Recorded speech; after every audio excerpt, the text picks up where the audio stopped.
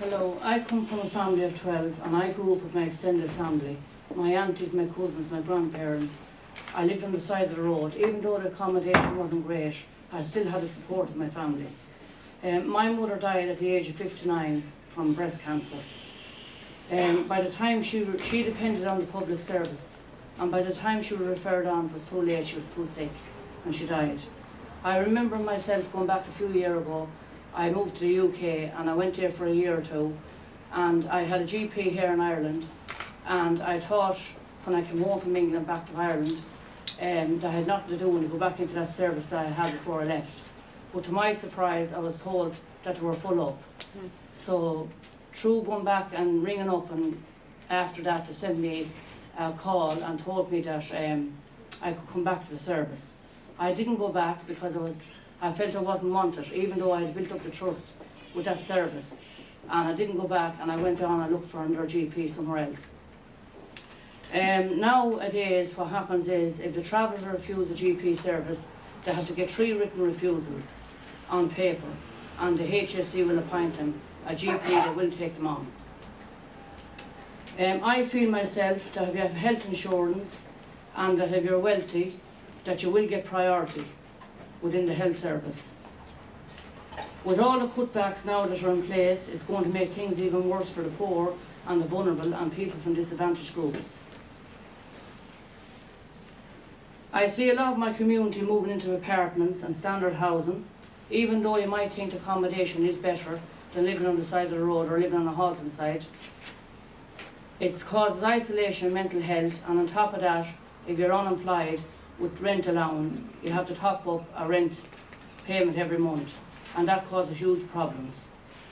And then the government's policy is to negotiate with your landlord and try and get rent cheaper.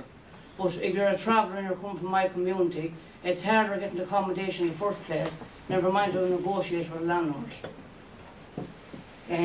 The government are talking about the 14% of the population of people that are unemployed.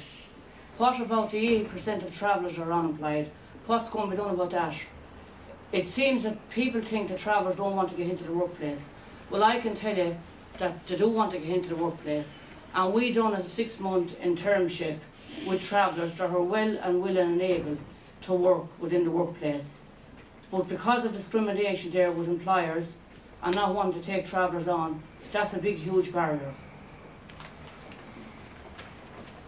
The All Ireland Traveller Health Study was done by the primary healthcare projects within Ireland. There's 40 projects, traveller organisations, did that with DCU. We found that the mortality rate was higher for men, women and children. For every 1 settled man, there was actually 4 of the travelling men dying. For every 1 settled woman, there was 3 of our travelling women. And the children, for every 4 children, there was 14 travelling children. So it was very high, even given that we are only 1% of the population, which is quite small. We're a very small group, and we have the worst health. And the study, we found that from the study, and it has shown this. What we would like, the travellers and traveller organisations are ready and willing to play our part. We wanted 22 million that was allocated for traveller health to be used for traveller health, not to balance the HSE books. With the budget cuts, this has been cut to 50%, which is ridiculous. We want you, as a special rapporteur on health, to hold our government to account and support us in doing something about this. Time is short for me. I only had a few minutes. I could go on forever. There's a lot more to say and a lot more to do. Thank you.